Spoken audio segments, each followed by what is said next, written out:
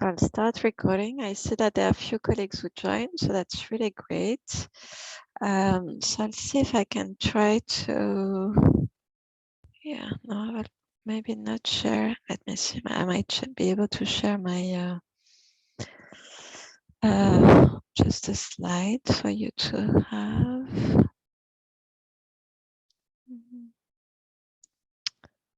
So apologies if you can just give me a second. Okay. Can you see this? Yes. Yeah, great.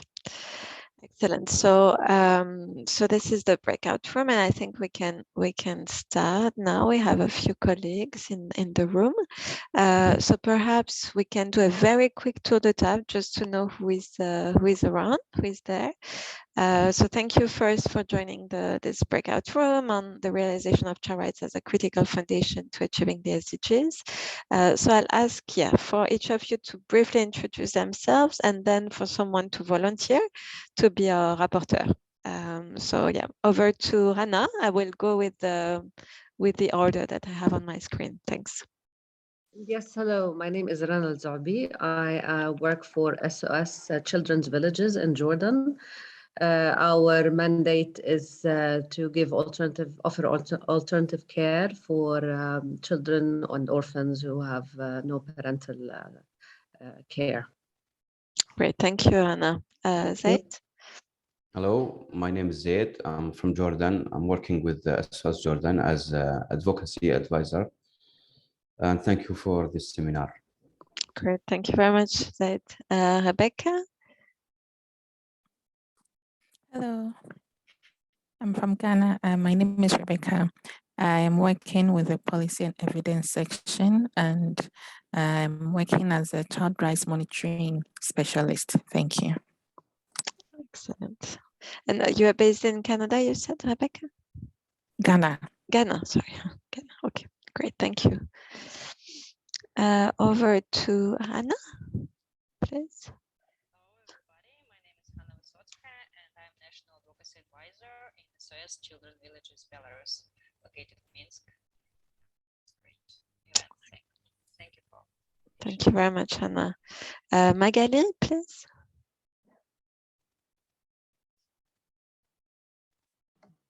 Sorry, you said Magali? Yes, go ahead, Magali. It's okay. I'm Magali. I'm from Argentina, and I work in the child protection area. Excellent. Thank you, Magali. Over to Wanchun, please. Hello, everyone. I'm also working with UNICEF Ghana, and I joined this session believing that child rights is the overarching and also basis of all the reporting works. So thank you. Great, thank you, Wanchun. Over to, so let me see who I have on my list. Sophie? Good afternoon. My name is Sophie Shawa, working with UNICEF in Lesotho, Africa. I'm in the social policy section. Over. Great, thank you, Sophie. Isaac, please.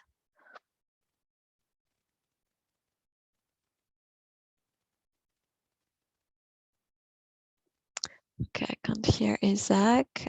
Perhaps Lydia? My name is Isaac Olesuaje, and I'm based in Ghana. I work with the Hunger Project, Ghana, as the Partnership Building and Resource Mobilization Officer. Thank you. Thank you, Isaac. Lydia, over to you. Okay, hello everyone. I'm Lydia, and I work with Defense for Children International, which is a child-centered institution. Thank you. Thank you, Lydia. Over to so I see Moreboli,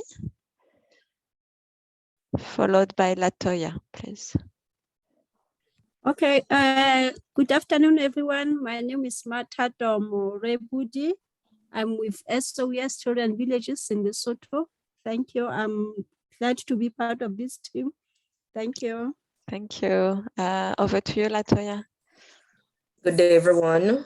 I'm Latoya Clark from the Planning Institute of Jamaica. The Planning Institute is responsible for coordinating the implementation and monitoring of the SDGs. Thank you, Latoya. I see Vera Nayas-Sama.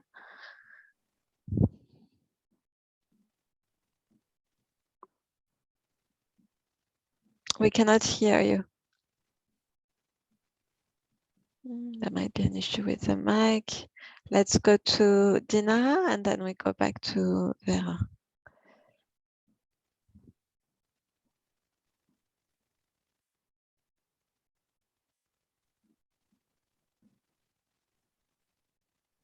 Okay, colleagues, so I think, okay, just for a matter of time, maybe the rest of you who have not been able to introduce themselves, because I see time is flying and we are many, and which I'm glad to see. So perhaps if you could add a short line on yourself in the chat, so we have a sense of who is there. Already I see a great diversity in terms of countries, regions, and also offices. So I see colleagues from civil society organizations, from national government institutions, and from UNICEF. So really happy to see you all here. So perhaps I will ask first for someone to kindly volunteer to be our rapporteur. So I suppose the rapporteur's role will be just to report back to the plenary for a few minutes, really for a short time, on some of the key dimensions and aspects we will have discussed during our group work. So over to you, if anyone would like to volunteer. Thank you.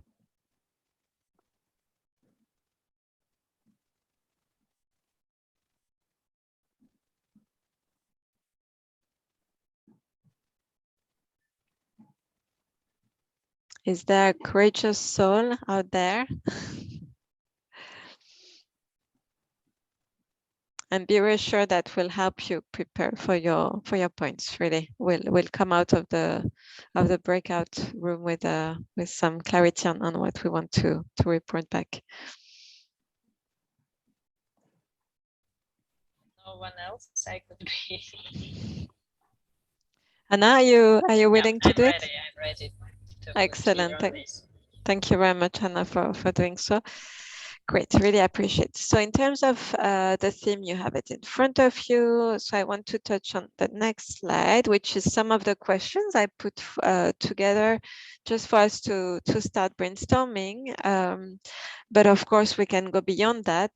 Hopefully, those are so generic and encompassing that we can use them still as a good basis for a discussion. So one is relating to practical ways that you think governments could use to reflect and integrate child rights obligations into their SDG implementation, follow-up and review plans, including through the VNR. And we can also decide to focus specifically on the VNR today, given that VNRs are coming up in your countries. The submission is coming up in your countries very soon. Also, another question around how you think that some of the process and mechanisms for monitoring child rights could be linked to SDG monitoring and accountability mechanisms. So for instance, the reporting to the CRC and also the reports from the CRC committee. So how could you use that for the VNR, for instance? And then a key one, and we could also decide just to focus on that, is if you had any suggestions in terms of good practices, trends, weaknesses, or gaps you've observed within your country context, with your governments in the integration of child rights into the national implementation of the SDGs. So over to you, colleagues. And yes, we'll facilitate this with Hannah. I know we have about 20 minutes left, so hopefully it's enough to go through some of those questions. Please feel free to start with Annie to share your thoughts on any of the questions I'm raising here, or even something beyond that based on the presentation I gave at the beginning of this session. So over to you.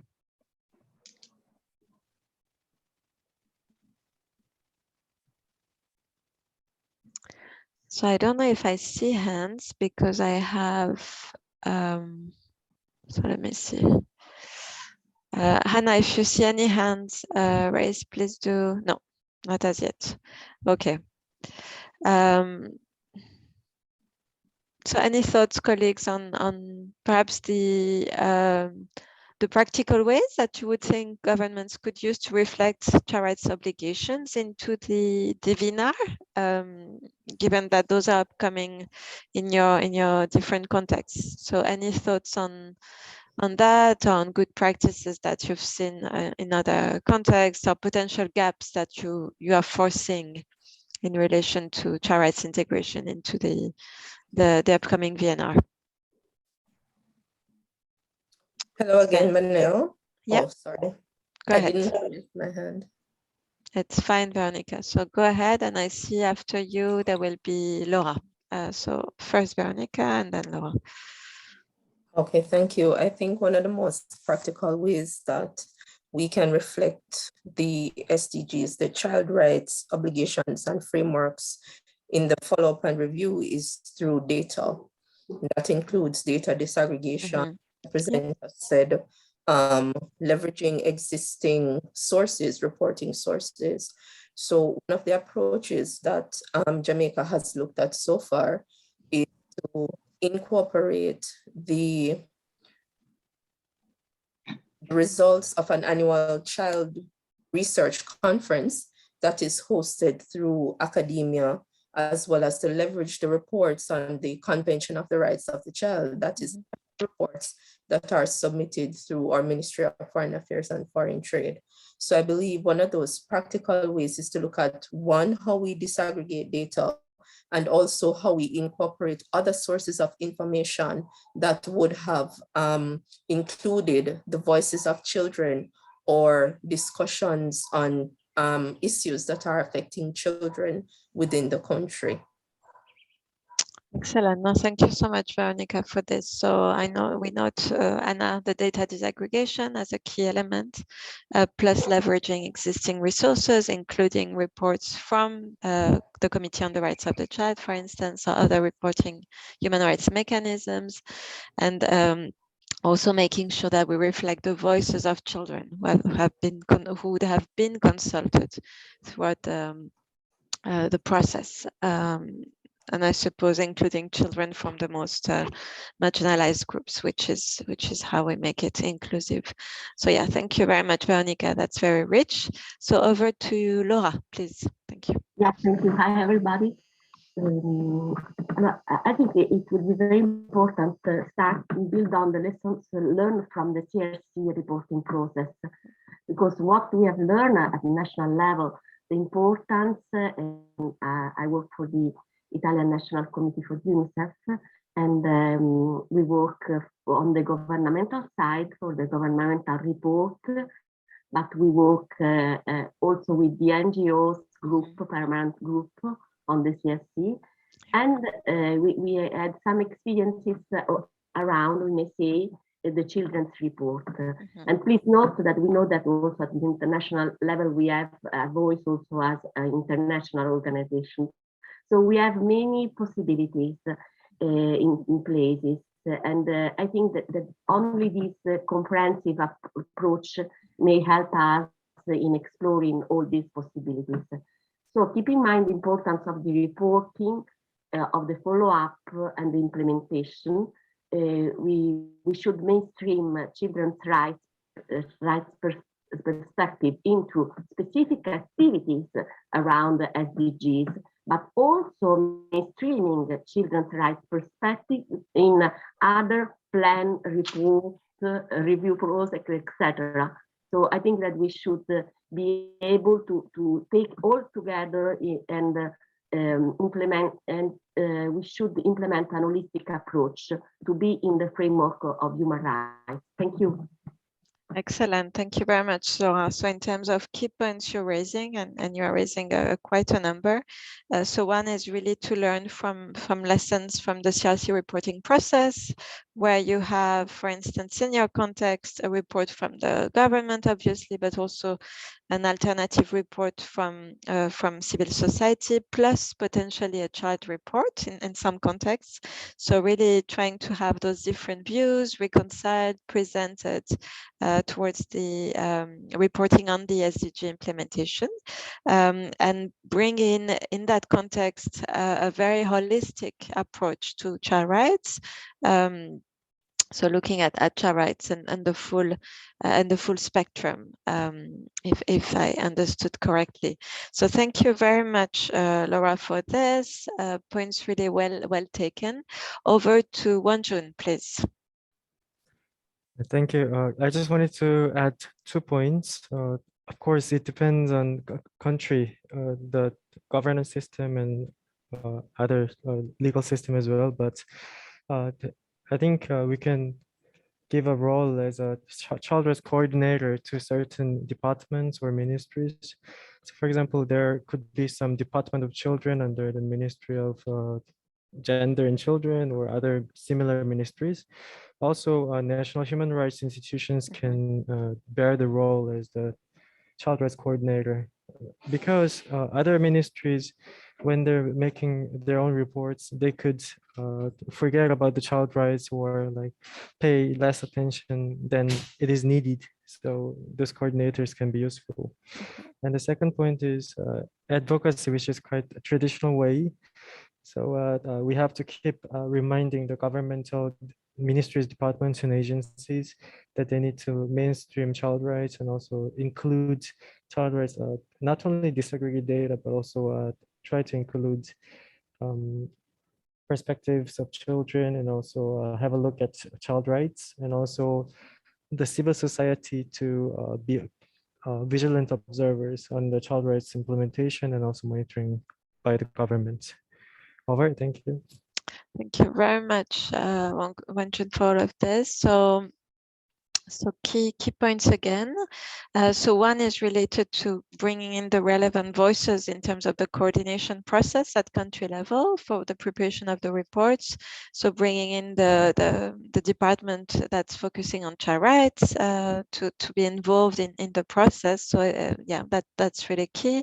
But also the engagement of independent human rights institutions. So they are not governmental as such, governmental institutions. They're independent, but they would bring a very important contribution, definitely, on the holistic human rights and child rights focus as well. So definitely I agree with this.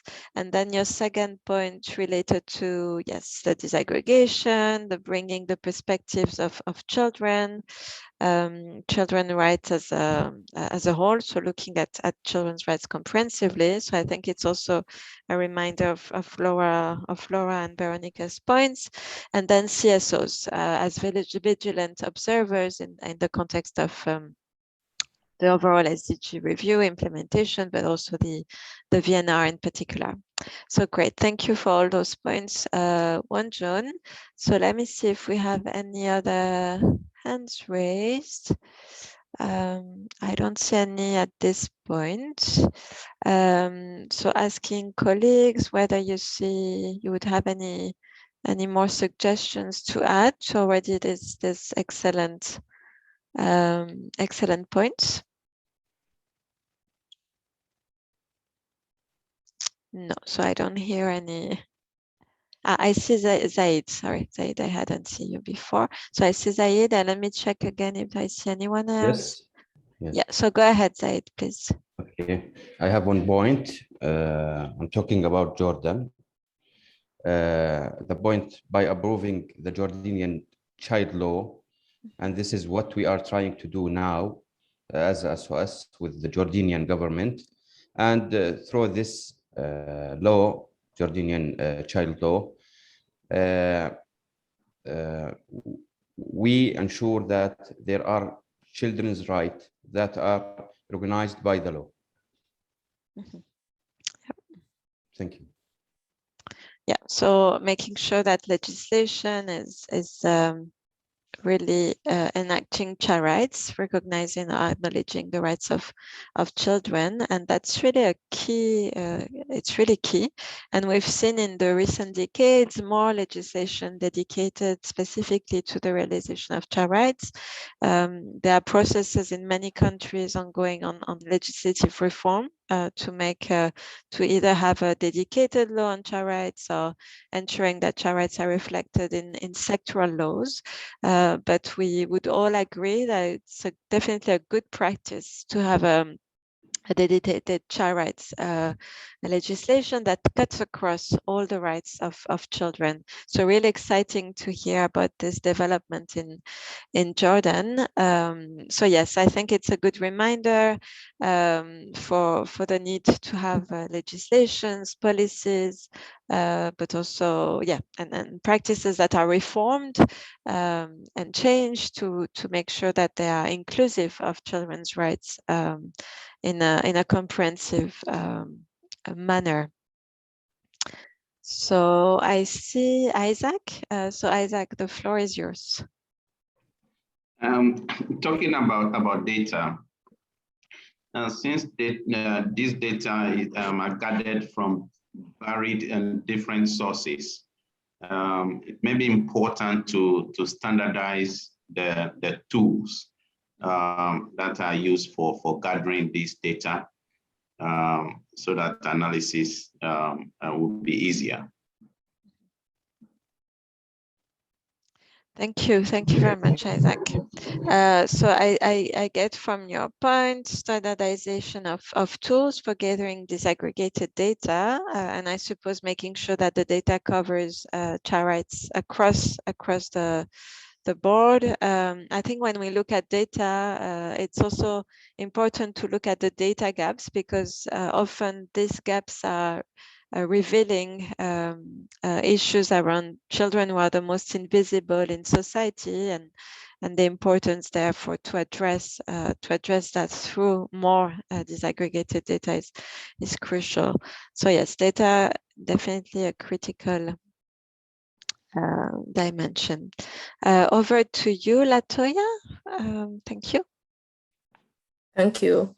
I think whilst it is important for us to look at the disaggregation of data to account for the circumstances in relation to children and the rights of children, that we should also look at having more in-depth studies being done into these issues that we have identified related to child development, and in general, how the rights of children are being accounted for in terms of SDGs implementation. In Jamaica, for example, we did a study on the impact of COVID-19 on education, and that study not only looked at the education sector, but it also looked more broadly on some of these issues related to the rights of children and how these impacts align with the SDGs as well. So I think it's important for us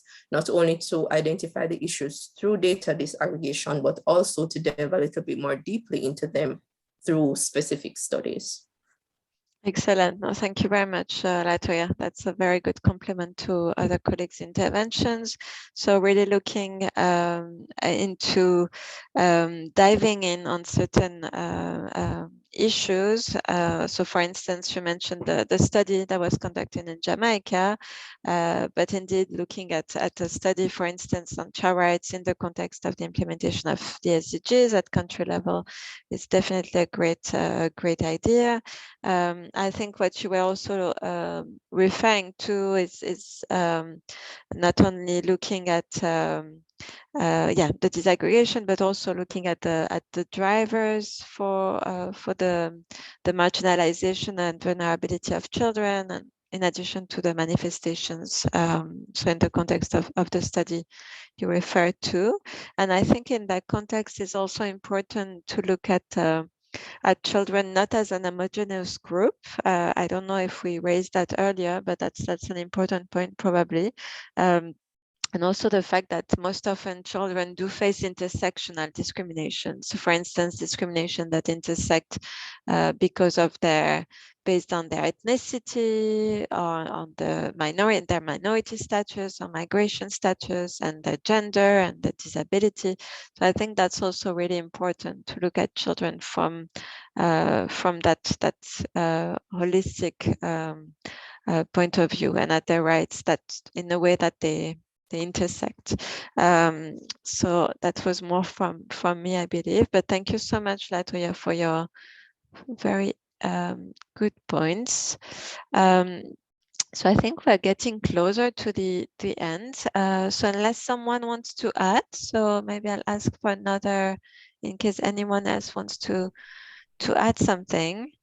Yeah, maybe I could add something. Go ahead, Anna. Maybe it's good to analyze also core reasons for violations of children's rights, not only doing statistics on what is going on, but looking for the reasons and how could we prevent these cases of violations and could do our work better. Excellent. No, that's very helpful, Hannah. And I think, yes, it's looking into qualitative studies to understand indeed what the drivers, the root causes of discrimination, of child rights violations are, to be able to address them in the near or longer term. Yeah, critical. So I think we'll probably get to the close of our discussion. So perhaps, Hannah, as we were recapping after each intervention, do you have any question or in terms of what you will be sharing next? Yeah, just tell us. So we spoke about data aggregation, disaggregation, and reporting sources. They should be different, not only from researching, but also including voices of children, especially from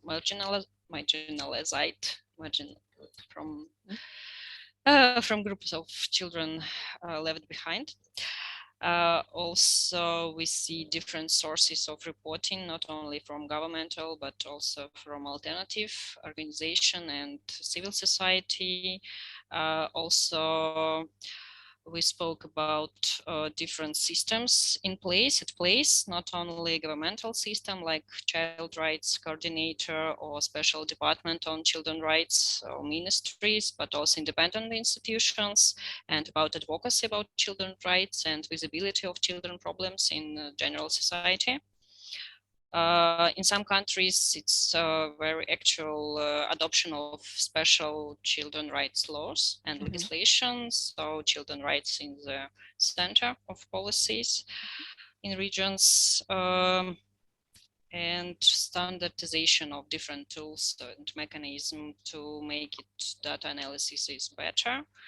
Holistic approach to different violation of children's rights. So looking into from intersectoral perspective.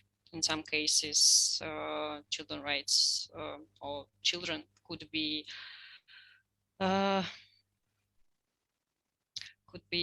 treated not well because of their age, ethnic, religion, and we should look at different perspectives at every child. And of course, we spoke about qualitative studies, about root causes of the children's rights violation, and analysis of these reasons. Great, like this. Yeah.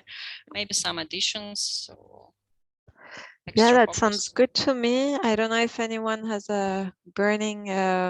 So, do you see anything critical that we've missed, perhaps in this recap, before we move to the plenary? I don't see any hand raised. So thank you so much, Hannah, for volunteering and for doing so. So yeah, and colleagues, so feel free also to reach out to me in terms of follow-up in the future if you'd like to keep in contact.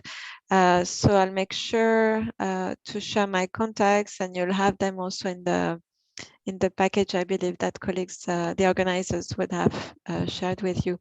So yeah, perhaps we can end here. So we'll leave the room and go back to the plenary to join everyone else. So thank you again for joining, and really happy to meet you all. Thank you so much. Thank you. Thank you. Thank you.